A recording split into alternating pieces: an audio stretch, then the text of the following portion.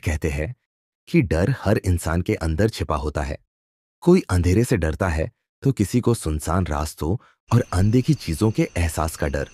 लेकिन एक लड़का ऐसा भी था जिसे किसी चीज का डर नहीं था। यह बहुत पुरानी बात है।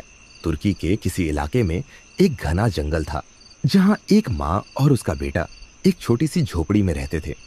वहां न तो कोई बस्ती थी और न ही कोई पड़ोसी, बस रहस्यमयी खामोशी थी।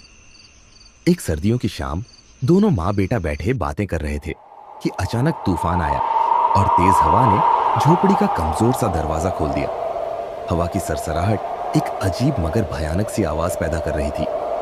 वह आवाज सुनकर औरत चौंक गई, कांप उठी और अपने कंधे के पीछे यूं देखने लगी जैसे पीछे कोई डरावनी चीज खड़ी हो। वह बहुत घबराहट और डर के साथ अपने बेटे से कहने लगी, अली, जाओ जल्दी से दरवाजा बंद कर दो, मुझे डर लग रहा है। उसका बेटा अली कहने लगा, डर? वो क्या होता है माँ? डर लगने का क्या मतलब है? माँ ने जवाब दिया, उठो, तुम दरवाजा बंद करो बस, मुझे डर है। ये तो बस एक एहसास है जो अचानक दिल में आ जाता है और पता भी नहीं चलता कि क्यों। अली ने हैरानी से कहा, यह तो बड़ी अजीब बात है, डर को नजर तो आना चाहिए। माँ, मैं दुनिया का सफर करके डर को तलाश करूंगा, यहां तक कि उसका सामना कर लूं। अगली सुबह जब उसकी माँ अभी बिस्तर से नहीं उठी थी, अली अपनी झोपड़ी से बाहर निकला और डर को तलाश करने निकल पड़ा। मगर उसे अंदाजा नहीं था कि यह सफर उसे किस अंजाम की तरफ ले जाएगा। वह पूरा दिन जंगलों और मैदानों में भटकता रहा और शाम से कुछ देर पहले वह एक पहाड़ पर पहुंचा और ऊपर चढ़ने लगा।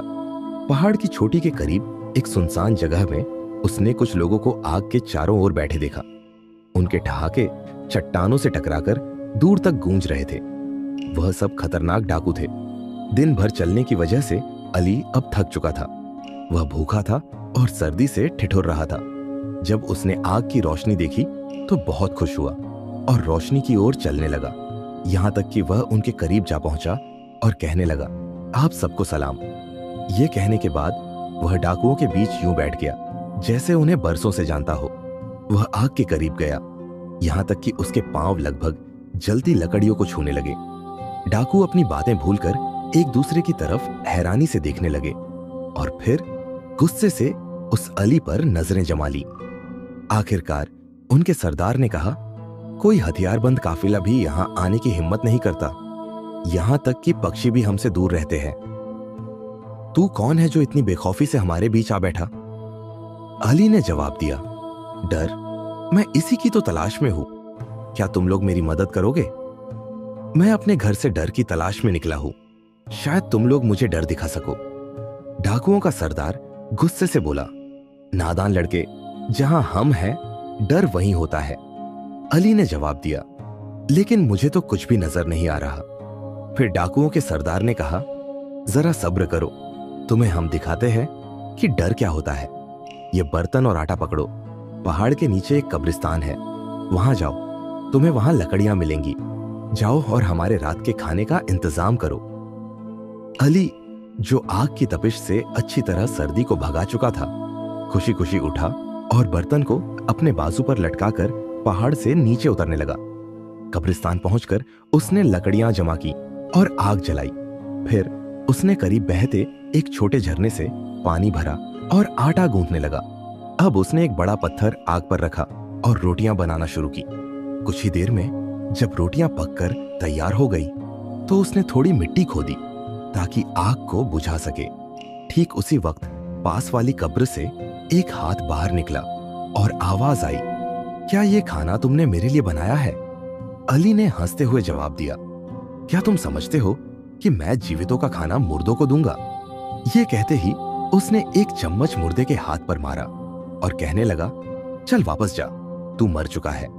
फिर उसने रोटियां उठाई और सीटी बजाता हुआ पहाड़ की तरफ वापस चल दिया। जब वह वापस पहुंचा तो डाकुओं का सरदार उससे पूछने लगा, अब बताओ, क्या तुम्हें डर मिला? अली ने जवाब दिया, नहीं, क्या डर वहां था? मुझे तो सिर्फ एक हाथ नजर आया जो कब्र से बाहर निकला और मुझसे रोटियां छीनना चाहता था। मैंने भी उसे अच्छा सबक सिखाया और जोर से चम्मच उसके हाथ पर मारा। और वह हाथ गायब हो गया। भला मुर्दे भी कभी खाना मांगते हैं। उसकी यह बात सुनकर डाकू एक दूसरे को फटी आंखों से देखने लगे और अली खुश होकर आग के पास बैठ गया। आखिरकार एक डाकू ने कहा, पहाड़ की दूसरी तरफ एक गहरा तालाब है, वहां जाओ, यकीनन तुम्हें रास्ते में डर मिल जाएगा। अली ने जवाब दिया, क्या सच में? अगर ऐसा है तो मैं अभी जाऊंगा। यह कहने के बाद वह तालाब की तरफ चल निकला। जल्द ही वह उस जगह पहुंच गया जहां चांदनी से चमकता पानी का एक तालाब मौजूद था। वह जैसे ही करीब पहुंचा, उसने एक लंबा झूला देखा जो ठीक तालाब के ऊपर लटक रहा था। उस झूले पर एक बच्चा था जो जोर जोर से रो रहा था। अली ने सोचा, यह झूला कितनी अजीब जगह पर है, लेकिन यह बच्चा क्यों रो रहा है? वह उसकी तरफ बढ़ने ही वाला था कि एक जवान लड़की दौड़ती हुई आई और उससे कहने लगी, मैं अपने छोटे भाई को झूले से उतारना चाहती हूँ, लेकिन यह झूला मुझसे इतना ऊंचा है कि मैं इसे छू भी नहीं सकती। अगर तुम तालाब के किनारे जाकर खड़े हो जाओ और मैं तुम्हारे कंधों पर चढ़ जाऊं, तो शायद मैं उसे पकड़ सकूं। अली ने खुशी से कहा, हाँ जरूर, मैं तुम्हारी मदद करूंगा। जैसे ही लड़की उसके कंधों पर चढ़ी, उसने बच्चे को झूले से निकालने के बजाय अपने पांव अली की गर्दन के दोनों तरफ जमा दिए। उसे महसूस हुआ या तो वह दम घुटने से मर जाएगा या फिर नीचे पानी में गिर जाएगा। लेकिन फिर उसने अपनी सारी ताकत जमा की और एक जोरदार झटके से लड़की को पीछे की तरफ धकेल दिया। जैसे ही लड़की जमीन पर गिरी, उसके बाजू से एक कंगन गिर गया जिसे अली ने उठा लिया। उसने खुद से कहा, यह भी ठीक है, मैं इस कंगन को उन तमाम अजीब घटनाओं की याद में रख लेता हूं जो मेरे साथ घर छोड़ने के बाद हुई। फिर उसने मुड़कर बच्चे को देखने की कोशिश की। न तो वहां झूला था और न ही बच्चा। इतने में आसमान पर सुबह की पहली किरणें दिखाई देना शुरू हुई। कंगन अपने बाजू पर बांधकर वह पहाड़ की दूसरी तरफ मैदान में बसे एक छोटे से कस्बे की तरफ चल दिया। वह भूखा और प्यासा था और जैसे ही वह कस्बे की मुख्य गली में दाखिल हुआ तो एक डरावनी शक्ल वाला आदमी उसके सामने आ खड़ा हुआ। वह कहने लगा, यह कंगन तुम्हें कहां से मिला? यह तो मेरा है। अली ने जवाब दिया, नहीं, यह मेरा है। वह डरावना शख्स दहाड़ कर बोला, यह तुम्हारा नहीं, मुझे दे दो, वरना तुम्हारे साथ बहुत बुरा होगा। फिर अली ने कहा, चलो किसी काजी के पास चलते हैं और उसे अपनी कहानी सुनाते हैं। अगर वह तुम्हारे हक में फैसला दे तो यह तुम्हारा, और अगर फैसला मेरे हक में हो तो मैं इसे रखूंगा। वह शख्स इस बात पर राजी हो गया और अली को घसीटकर अदालत की तरफ चल पड़ा। दोनों अदालत में पहुंचे जहां काजी इंसाफ कर रहा था। काजी ने ध्यान से दोनों की बात सुनी और फिर फैसला सुनाया। दोनों दावेदारों में से किसी ने भी यह साबित नहीं किया कि कंगन उसका है, इसलिए यह मेरे पास रहेगा जब तक कि इसका जोड़ा यानी दूसरा कंगन पेश न किया जाए। यह सुनकर वह दोनों एक दूसरे की तरफ हैरानी से देखने लगे। उनकी आंखें जैसे पूछ रही थी, काजी साहब, हम दूसरा कंगन कहां से ढूंढें? लेकिन काजी का फैसला अटल था, इसलिए उन्होंने सिर झुकाया और अदालत से बाहर निकल आए।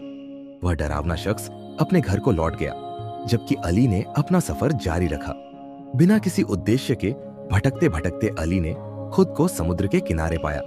कुछ दूरी पर उसने एक समुद्री जहाज देखा जो पानी में डूब रहा था। जहाज के डेक पर नाविक डर से चीख रहे थे और मदद के लिए पुकार रहे थे। अली ने उनको पुकार कर पूछा, क्या तुम्हें डर का सामना हुआ? मैं उसे ही तलाश कर रहा हूं। लहरों के शोर में नाविकों की आवाज गूंजने लगी, हम जल्द पानी में डूब जाएंगे, मौत हमारे करीब है और हमें इस गहरे पानी से डर लग रहा है। यह सुनकर अली ने सोचा, डर तो यहां पानी में छिपा बैठा है, क्या अली को समुद्र में डर मिला? क्या अली को उसका कंगन वापस मिलेगा?